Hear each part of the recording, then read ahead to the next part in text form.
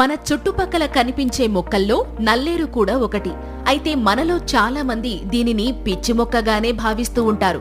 కానీ దీనిలో calcium, carotene, vitamin C, vitamin E వంటి పోషకాలు సమృద్ధిగా ఉంటూ ఉంటాయి.